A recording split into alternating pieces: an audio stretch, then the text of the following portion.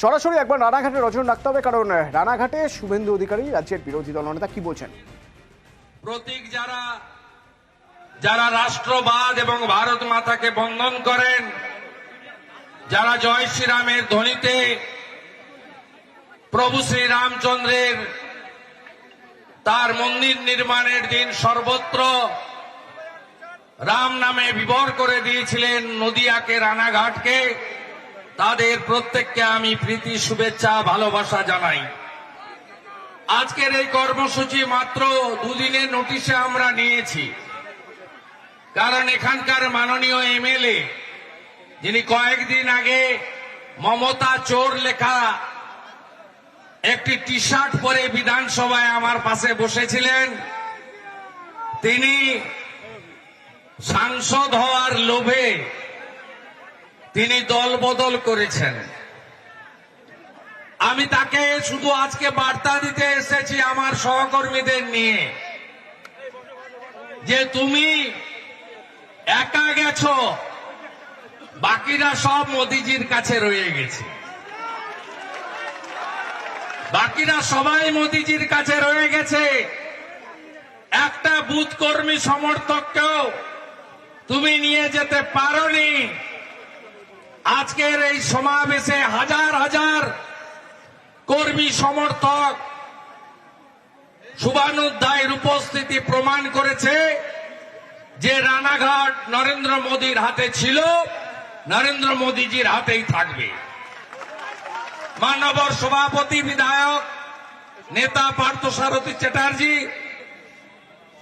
আমাদের রাজ্যের সহসভাপতি, বিশিষ্ট শিক্ষক, এই কেন্দ্রের ভারতীয় জনতা পার্টি তথা এনডিএ মনোনীত মোদিজির আশীর্বাদ ধন্য পদ্মফুলের প্রার্থী মান্যবর সাংসদ জগন্নাথ সরকার মহোদয়, নবদ্বীপ জোনের ইনচার্জ রাজ্যের সহসভাপতি বক্তব্য রাখেন না, কিন্তু আমাদের পিছন থেকে সব জায়গায় সমস্ত কর্মসূচি সফল করার নেপথ্যের কারিগর মান্যবর সঞ্জয় সিং মহোদয়, জোন ইনচার্জ অমিতাভ রায়, জেলা ইনচার্জ মান্যবর মনোজ বিশ্বাস শিক্ষক মহোদয়, সহ জেলা ইনচার্জ অম্বিকা রায়, বিভাগ কনভেনার রামপদ দাস, কো কনভেনার সম্মানীয় তাপস মিত্র,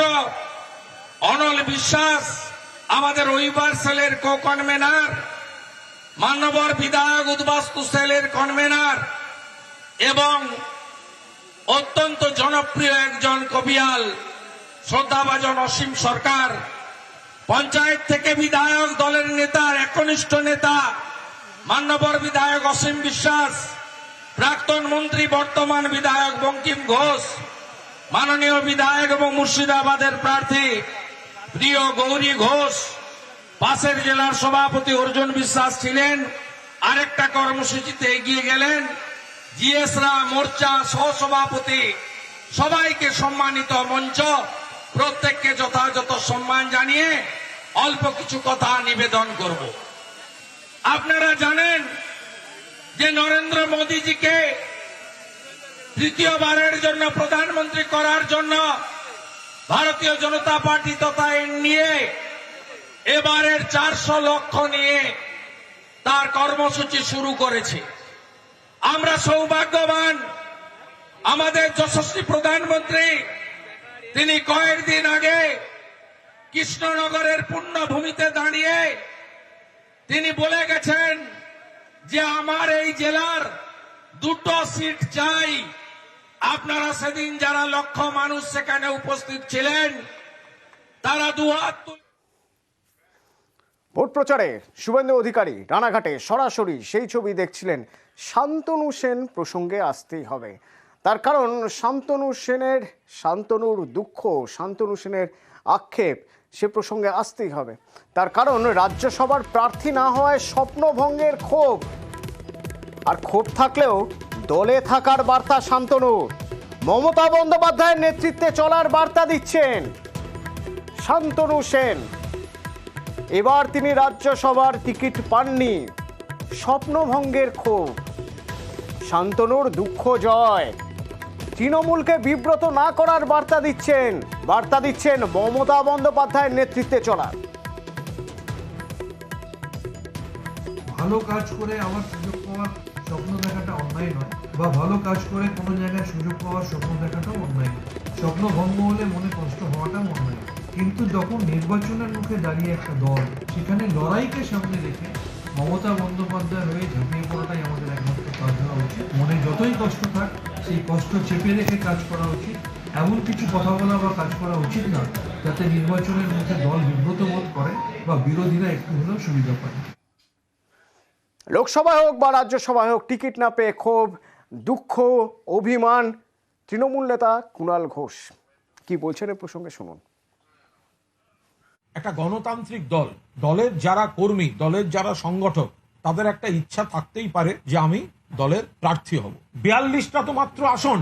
মমতা বন্দ্যোপাধ্যায়, অভিষেক বন্দ্যোপাধ্যায় এবং শীর্ষ নেতৃত্বকে 42 জনকেই বাঁচতে হবে। তার মানে এই নয় যে বাকিদের অসম্মান করা হচ্ছে। হয়তো কেউ কেউ প্রকাশ করেছেন, মানুষ তো যদি কোথাও মনের খারাপ লেগেছে, কিন্তু একবার যখন দল প্রার্থী তালিকা ডিক্লেয়ার করে দিচ্ছেন, তারপর প্রত্যেকটা কর্মী কিন্তু এক এবং ঐক্যবদ্ধভাবে 42 জন প্রার্থীকে জেতাতে রাস্তায় থাকবে। কিন্তু সবাই কি আর সেটা ভাবেন?